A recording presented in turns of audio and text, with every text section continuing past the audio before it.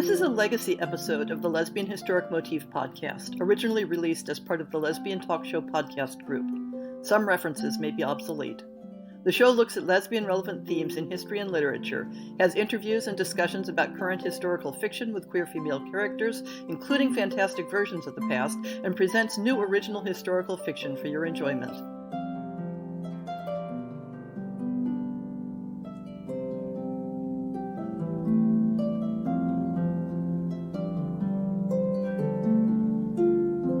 This month, the Lesbian Historic Motif podcast welcomes author Carrie Pack.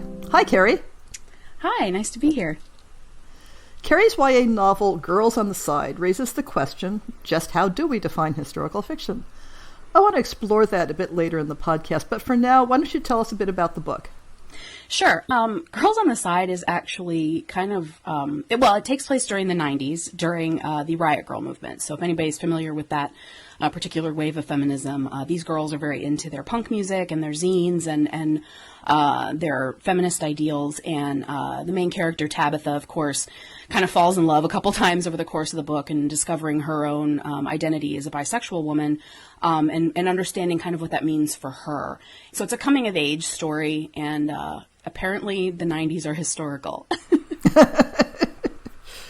Yeah, so that's an interesting question of categories. You'd said that when we first talked, that because it's set in the 90s, you know, for a YA market, that's considered historical.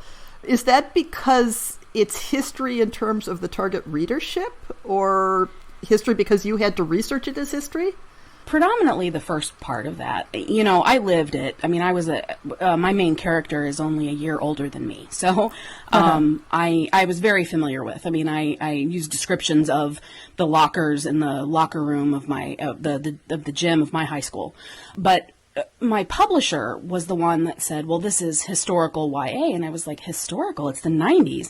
But, you know, which, I mean, when someone calls your own high school experience historical, I mean, it just, you kind of go, oh gosh, I didn't realize I'd gotten old. Yeah, I had that experience with another recent interview where the author was saying, it's like, well, this is set in the 70s, so it's really historical. And I'm thinking, it's like, oh my God, that's me. That was my college years. Like, what do you mean? Yeah. Right, absolutely. And I think when we're talking about YA, it's kind of like you need to view it like classic cars. Like anything over, 20 to 25 years ago is considered a classic. Because if you're talking specifically about teenagers, they weren't even alive. It is historical to them. So yeah, I mean, when you classify it that way, my book also got cross-categorized, though, as women's fiction, because there's a whole, a lot of the people that are my contemporaries definitely were very into it because they remembered the time period. So, in general, when you talk about publishing, historical tends to be anything from mid-century. So like you're talking World War II or earlier. So it kind of just depends. I was going to say, my personal definition is it's not historical if I was alive. I think that's all of us, which is probably why in YA it goes that way. But I mean, I did have to do some research, so it's not like I didn't do any. But again, when you've lived the experience, it's a little easier to draw from your own personal. And since with Girls on the Side, I basically was giving myself a do-over because I didn't know that I was bisexual until I was 35.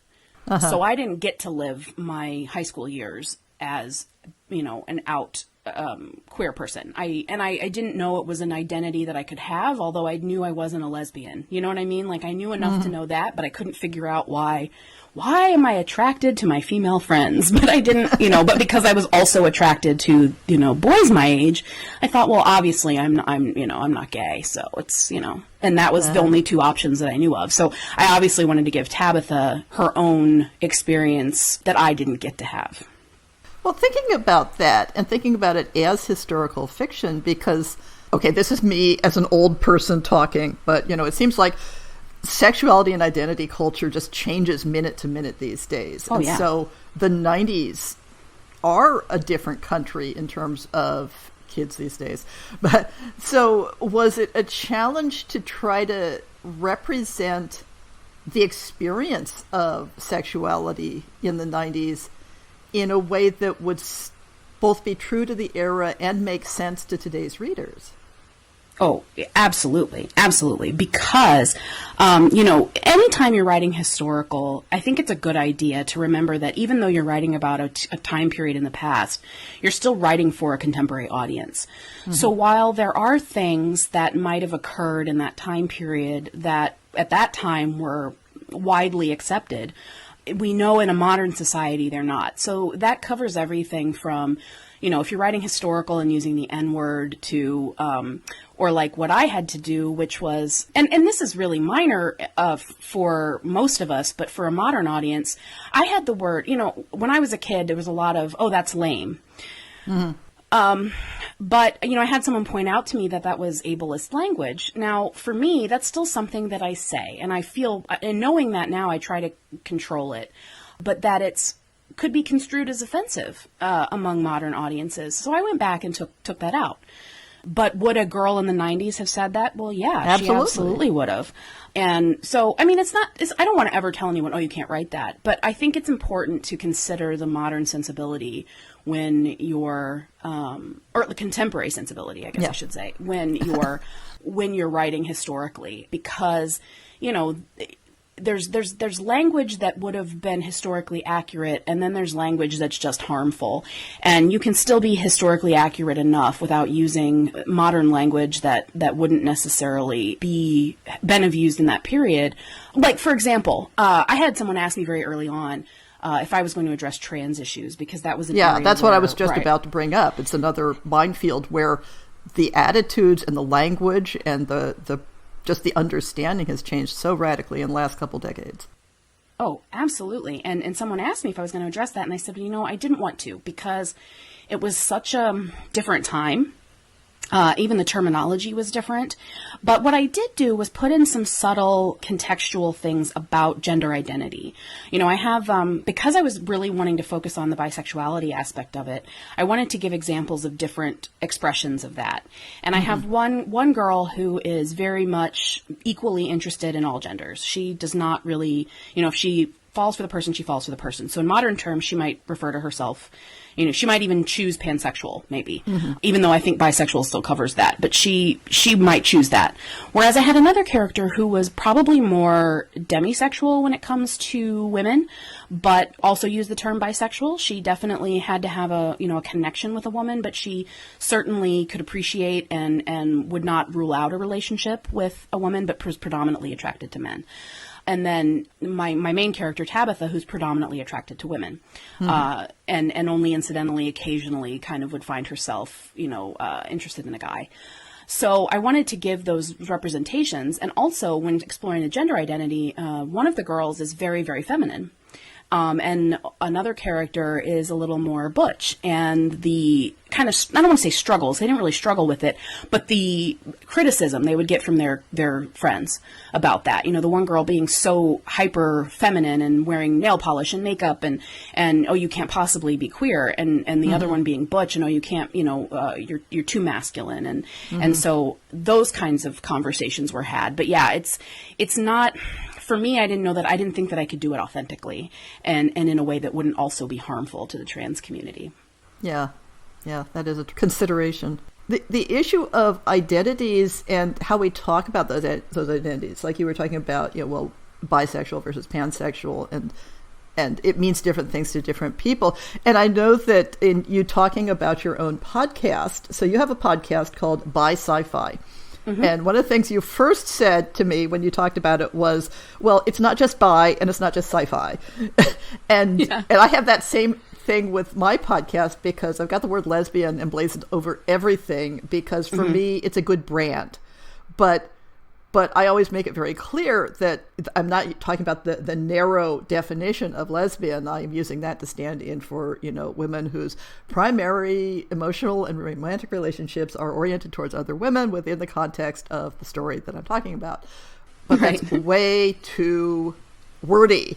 Right. So thinking about that kind of, I don't want to say labeling, because that brings up a different way of thinking about it, but branding. Thinking about branding and what are the difficulties you have in using bi as a brand on your podcast and trying to communicate that you have a broader interest? I mean, I think you kind of said it. I think exactly what you said, which is you have to kind of give the short description and then the long description. Ultimately, it came down to a branding thing for me. I'd had a Twitter chat that I'd started with a group of friends that was called Bi Sci-Fi, because we all mostly, I think almost all the authors identified as bisexual and or had main characters in our novels that were bisexual. And so we had started a Twitter chat. And Bi Sci-Fi was a great, it's a rhyme, first of all. So yeah.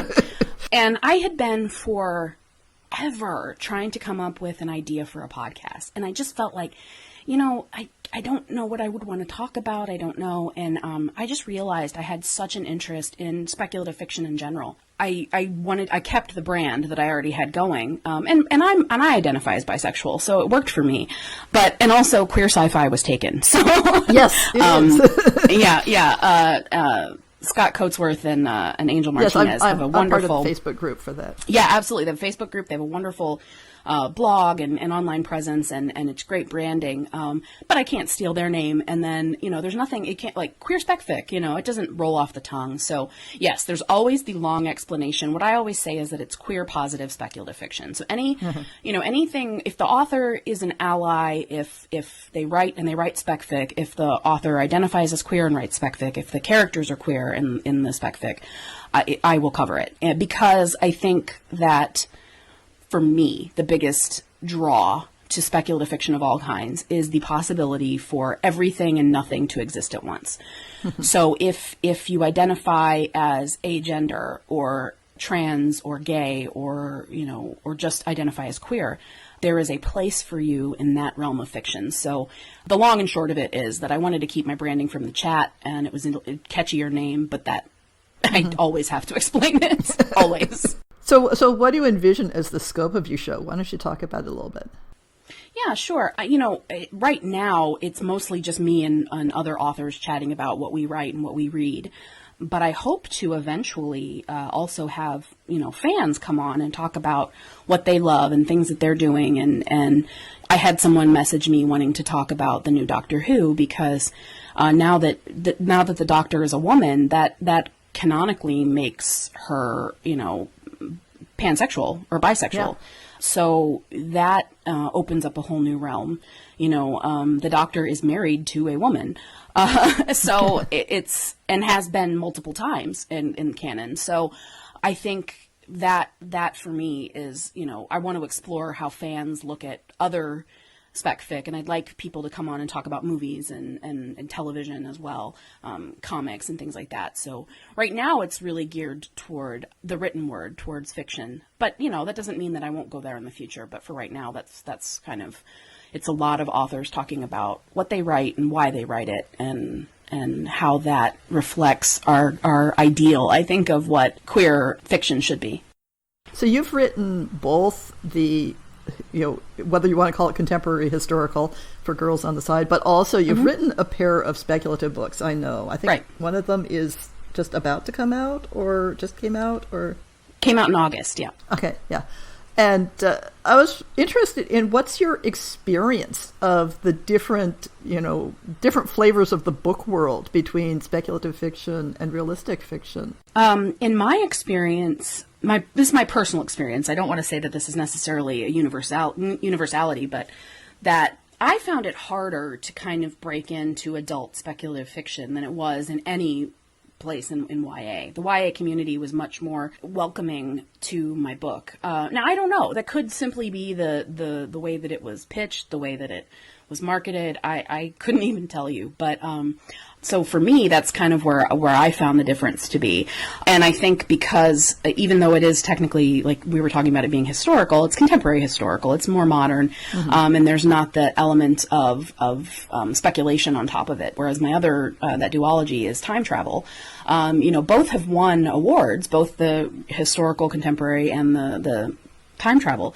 But the YA book sold a lot better. So, I don't know if one market is clamoring more for the FF YA, because that's certainly a place where, the YA community is right now very, very into, their women loving women stories. So that could be it too. I don't know, but that's been my experience. But both technically are contemporary. I mean, they both, again, one is contemporary historical and the other one is contemporary science fiction, but they take place in very modern contemporary societies. So. So what was it like to research this book?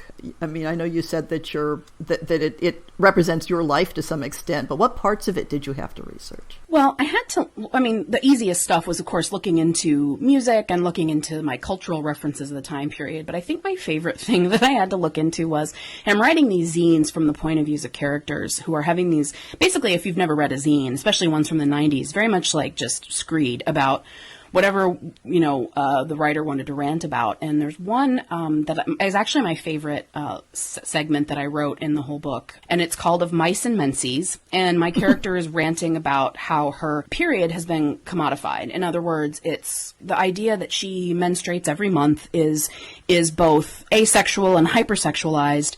And she has to pay for these things that she doesn't understand and are obviously created by men.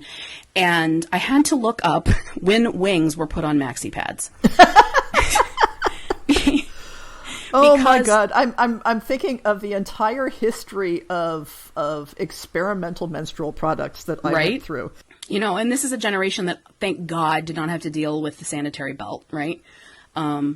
Although I am very familiar because my mom obviously dealt with that. Just a variety of different things and the horror of reading the packaging on tampons and worrying about toxic shock syndrome. And, but the thing for me that's always been baffling is the wing on a maxi pad. It serves no purpose. It does not keep it from like leaking. All it does is get caught in your pubic hair and stick to your thighs. Pardon my bluntness, but especially if you don't have a thigh gap, that thing is just going to stick to things. And so literally that's what my character is venting about. But I did have to look it up, and thankfully they were added to pads in the 80s. So I was not like, I was pretty sure that I remembered them being on pads when I was a teenager, but I couldn't be sure. So I had to look it up, and it was sometime in the 80s. But obviously that was invented by a man, obviously. Yeah. Someone who had never worn a maxi pad in their lives. Anything else you had to research in that way to get the details right, the realism? Well, the most fun I think was getting to read old zines. There's a book called I believe it's called the Riot Girl Collection. I'm trying to see if I can see it on my shelves here, but it's literally a collection of zines that has been compiled, and it's everything from some of the more famous ones like Bikini Kill and, those very early Riot Girl zines to some obscure ones. There's some in there from, Black women, other people of color, and all of the elements of that. And for me, that was the most fun, was going back through and reliving it through that first person historical accounts is essentially what you're reading, It's sort of proto-blogging in a way. Mm-hmm. Oh, yeah. Yeah, when I explain what zines are to teenagers and young adults, I teach college right now, and so my students weren't alive. They were born in 95, 96. Mm-hmm. So when I talk to them about it, I always say, well, it's blogging, but it was before the internet was wide enough spread that people blogged pretty much, mm-hmm. And so it was the bridge between journaling and blogging, and so yes, photocopying your clipped together magazine pieces and type or handwritten, journal entries and things like that. So yeah, but it's fun to read, these young women, and it was mostly driven by young people. Young people in the punk scene were the forefront of these zines, and zines have a longer history than that, of course. Like the first fanzines in the science fiction community. Yeah, absolutely, going all the way back to the original Star Trek series, but. And maybe even prior to that, but to see, again, it's like when if you're researching past presidents and you pull out their letters, and you can go find letters from, Thomas Jefferson and his journal entries and things like that. It's the same thing, but instead of it being about the day-to-days of a politician, it's about the day-to-day of a teenage girl. Mm-hmm. And it's amazing. One of the best, matter of fact, the epigraph in my book is a quote from a book about Riot Girl, and it is, the 90s were a rough time to be a girl. I'm paraphrasing here, but so little has changed, and it's true. That's one of the reasons I wanted to write this book, is that, yeah, that was 20 years ago, but you would be surprised how little has changed in that intervening time for young women to be, they're taunted, they're over-sexualized, they're infantilized, and treated like their opinions are the bottom of the barrel. You know, it's always like, oh yeah, it's some teenage girls. I mean, we saw it with Taylor Swift. You know, she voices her political opinion, and there's other issues with that, but the primary thing that people were pointing out is like, and I think there was, who was the politician that was like, oh, well, 13-year-old girls can't vote. Her fans aren't 13, and that's not an insult. You know, 13-year-old girls are allowed to have opinions. Yeah. Any other projects that you're working on currently that you are able and willing to talk about? Well, I mean, I'm still trying to finish up a contemporary horror novella, but in the back of my mind, I do have another historical I want to conquer. Back in my recent fandom past, I wrote a historical MM for a fandom that I was in, and what sparked it was, it takes place during the Gilded Age, which is basically the late Victorian period, but in America. And what I love about that society was how easy, and this is the time period where Oscar Wilde was at his peak of his running around Europe. Looking at the way society was structured was that men socialized with men and women socialized with women, and you only were really with the opposite sex once you were married. And how easy that really was for gay, lesbian, and bisexual individuals to have relationships, have companionships with same-gendered partners. I am constantly trying to impress this upon my listeners and my blog readers that you don't have to go through shenanigans to get your two same-sex people together, because that would be the norm of life for them. Absolutely. It would not be, and one of the reasons why, the only reason Oscar Wilde was ever, quote, caught was kind of because, you know, a noble had kind of a personal vendetta. But, you know, otherwise, it was not rare that, you know, no one thought twice about him hanging out with young men all the time. It was just, and also they didn't have the way we do in contemporary society, that view of homosexuality. There was not that, it wasn't defined. So it wasn't really, you know, if you had a gay uncle, it was just kind of like, oh, well, he's just that way. And really was just, we just don't talk about it. Bachelor. A confirmed bachelor, absolutely. My mom tells a great story from when she lived with her, I think probably in the 60s, and they had neighbors down the street who were she called the bachelors, and they were she didn't realize until many years later that they were a gay couple. But because again, it was a don't ask, don't tell kind of thing, and we just didn't talk about it. But there were quite a few young men and young women who engaged in these kind of relationships. And so I kind of was thinking I wanted to maybe make it a two-parter of, you know, a gay couple and a lesbian couple, kind of having that opportunity to explore these relationships because of the structure of society, and how that was, you know, not noticed as an impropriety because they were forced into these same-sex social groups. So that's my dream project. If you get around to writing the lesbian couple, drop me a note. Let me know. Definitely. So other than your podcast, which I will put the links to in the show notes, where can listeners find you online? Sure. The easiest way probably is I'm on Twitter. I'm at Carrie Pack on Twitter. And that's probably the easiest way because it's a good direct communication. But basically I'm on all social media. So anywhere you can find a person named Carrie Pack, it's likely me. Likely. There are others out there. They're scientists, though. They're much cooler than me. Yeah, I think I found a website for you as well, probably linked from your Twitter. So I'll put links to all of that in the show notes. Thank you so much, Carrie, for joining us this month. Thank you.